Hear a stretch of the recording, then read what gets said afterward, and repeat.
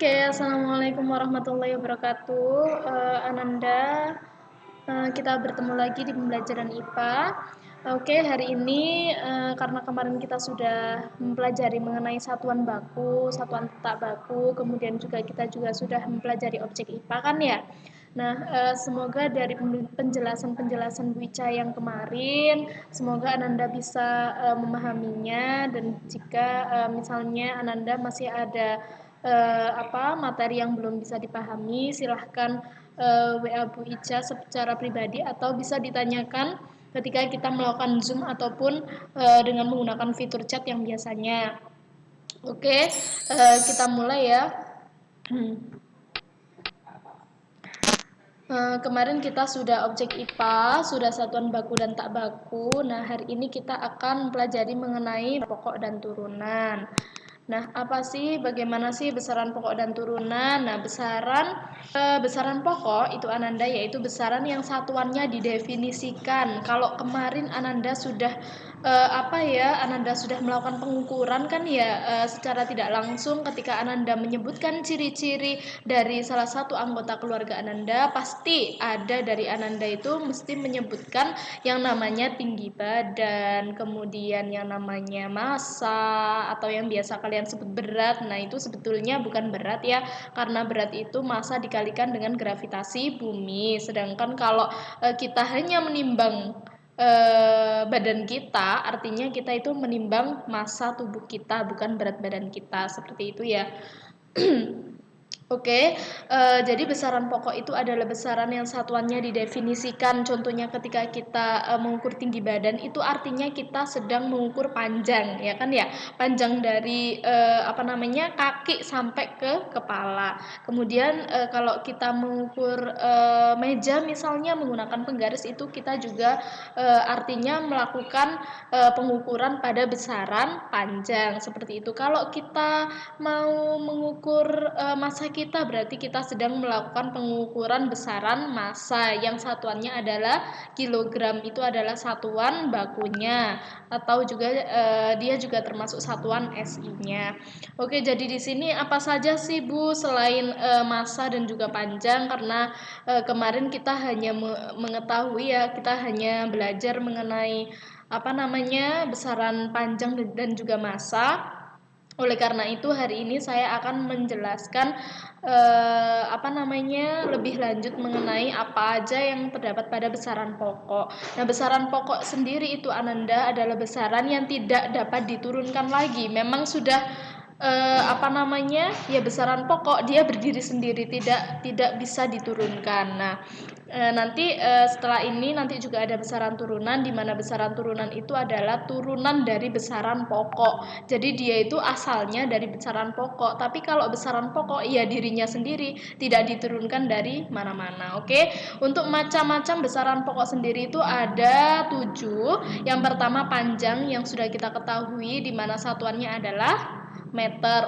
Kalau kita menyatakan satuannya cm, itu tidak salah, karena cm itu juga termasuk satuan baku, tapi dia tidak termasuk satuan SI, seperti itu. Yang tidak baku yang mana Bu? Bisa depa, misalnya kita merentangkan tangan seperti ini, berapa depa ya gitu, atau pakai hasta, atau pakai jengkal tangan yang kemarin. Nah, itu juga termasuk satuan yang tidak baku. Kalau misalnya yang kedua yaitu massa untuk massa sendiri, untuk panjang yang tadi itu alat pengukurannya apa saja? Nah, alat pengukuran yang ada di besaran panjang itu terdapat, kemarin kita belajar itu ada 3 ya. Yang pertama yaitu mister atau penggaris, kemudian yang kedua itu kita menggunakan mikrometer skrup, dan yang ketiga kita menggunakan jangka sorong. Kalau mikrometer skrup itu biasanya digunakan untuk mengukur ketebalan benda. Kalau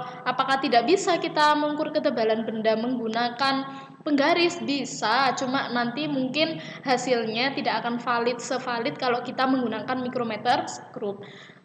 Kemudian Untuk jangka sorong itu memiliki dua fungsi ya, tiga fungsi, bisa mengukur diameter benda luar, kemudian diameter benda dalam. Kalau kemarin Bu Ica mencontohkannya pada cincin, kita juga bisa loh mengukur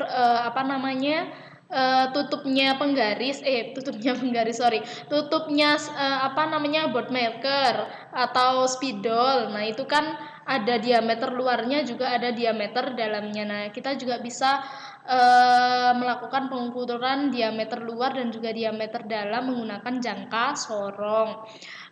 Kemudian ada juga yang di sudutnya jangka sorong itu ada yang seperti panjangnya bisa ditarik itu Bu, kemudian ditarik keluar, kemudian itu apa sih namanya? Nah itu untuk mengukur kedalaman. Nah jadi dia memiliki tiga fungsi, yaitu mengukur diameter luar dan dalam suatu benda, kemudian juga dia bisa mengukur kedalaman.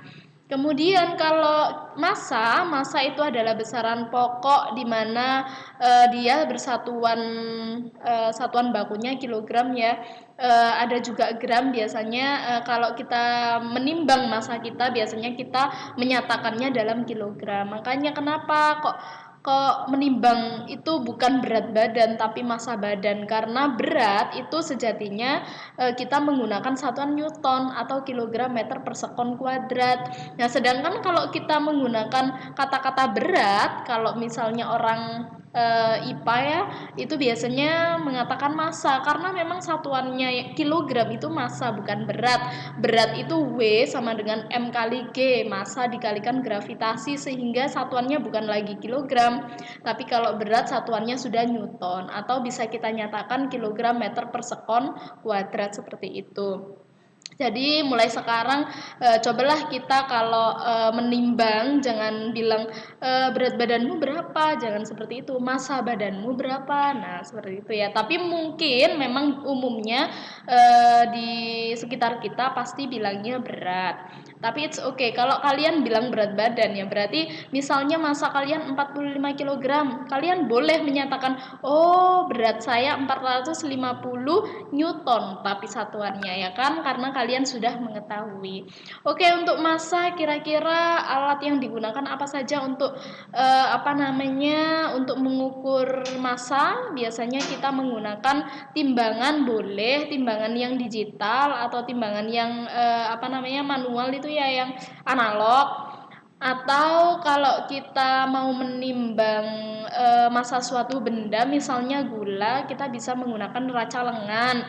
Kemudian kalau kita menimbang berat suatu benda, kita bisa menggunakan neraca pegas. Seperti itu, nanti akan saya contohkan beberapa benda itu, nanti akan saya tampilkan di sini bagaimana bentuk dari neraca-neraca itu. Oke, yang selanjutnya waktu. Di sini kalau kita menyatakan besaran pokok itu ada juga waktu, misalnya ini jam berapa, jam 8 misalnya. Di PJOK misalnya pembelajaran sit up ya berapa menit, pasti kita menggunakan apa selain kalau kita menanyakan jam, pasti jam berapa itu pasti kita lihatnya di jam tangan kita atau jam dinding. Kalau misalnya di PJOK kalau kita mau latihan sit up, masa kita bawa jam, kan enggak ya, masa kita bawa jam dinding, berarti kita dapat menggunakan yaitu stopwatch ya, bisa kita menggunakan stopwatch.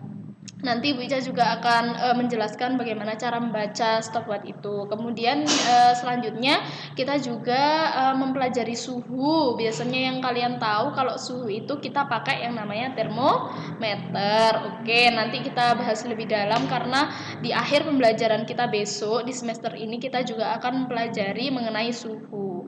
Nah, kemudian arus itu apa sih Bu? Arus itu adalah elektron yang berjalan. Kalau Ananda belum memahami, memang habis ini ada namanya perubahan zat. Nanti mungkin kita kita dalami di sana.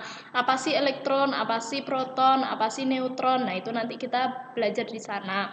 Kemudian intensitas cahaya dan juga jumlah zat atau mol biasanya ya. Kalau kita membuat larutan dan sebagainya, kita akan membutuhkan yang namanya jumlah zat ini. Oke. Kemudian yang pertama kita bahas dulu mengenai besaran pokok yang tadi panjang menggunakan satuan SI meter.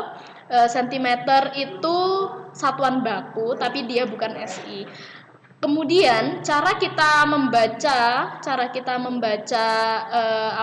pengukuran, kalau kita mengukur menggunakan penggaris, kita tidak boleh nih mengukur di bagian kiri atau kita melihatnya di bagian kanan, itu pasti nanti akan menghasilkan hasil yang tidak valid. Makanya kalau kita mengukur kita harus searah, maksudnya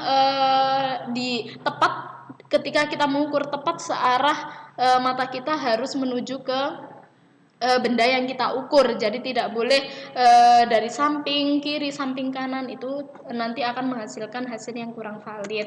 Kemudian massa, nah ini yang tadi bilang, jadi semua benda yang ada di bumi ini, yang ada di alam semesta ini pasti tersusun atas massa atau mengandung materi, suatu materi, yaitu nanti jika materi-materi itu bergabung, nanti itulah yang dinamakan dengan massa. Yang pertama kalau kita mau mengukur misalnya masanya gula, kita bisa menggunakan neraca lengan ini. Kemudian misalnya kalau kita mengukur berat benda bukan massa, maka kita bisa mengukur menggunakan neraca pegas. Kemudian bagaimana cara kita menggunakan neraca lengan ini? Nah, neraca lengan ini Ananda, dia pasti ada yang namanya untuk pengkalibrasian. Nah, ini pengkalibrasian, tapi ini untuk menyatakan, jadi timbangannya nanti di sini itu ada tanda strip, dimana kalau kita menimbang sesuatu itu ini tuh seperti kalau di timbangan itu lihat timbelnya. Nah, timbelnya ini itu bisa digeser ke kanan. Jadi kita harus bisa menyesuaikan strip ini supaya dia seimbang. Kalau dia sudah seimbang seperti ini, maka itulah hasil pengukurannya. Nah, ini di sini ada yang paling besar ini 100, kemudian yang belakang sendiri ada puluhan, yang depan sendiri ada satuan. Jadi nanti bisa diukur. Kalau seperti ini hasil pengukurannya, berarti kita tahu bahwasanya beratnya, masanya si benda ini itu adalah 197,5, seperti itu ya. Kemudian waktu ini ada jam tangan yang tadi sudah Bu Ica bilang juga. Kemudian juga ada ada stopwatch. Lah, stopwatch ini bagaimana Bu cara pembacaannya? Cara pembacaannya ini kan ada lingkaran yang besar ini sama lingkaran yang kecil ini. Nah, lingkaran yang kecil ini menunjukkan menitnya, sedangkan lingkaran yang besar ini detiknya. Misalnya ini jarumnya menunjukkan di 5, kemudian yang besar menunjukkan di 5 juga, berarti dia menunjukkan 5 menit 5 detik, seperti itu. Kemudian mungkin sampai itu saja, karena yang perlu kita pahami untuk tingkat SMP ini memang hanya sekedar itu. Kemudian nanti suhu bisa kita ulas lebih dalam di materi suhu di bab berikutnya. Kemudian untuk yang lainnya itu sebenarnya nanti tingkat SMA, jadi Ananda tidak wajib untuk mengetahui. Namun ketika Ananda penasaran apa sih intensitas cahaya, apa sih itu arus, bisa Ananda searching mandiri lewat internet. Oke. Mungkin sampai di sini saja yang bisa Bu Ica sampaikan. Wassalamualaikum warahmatullahi wabarakatuh.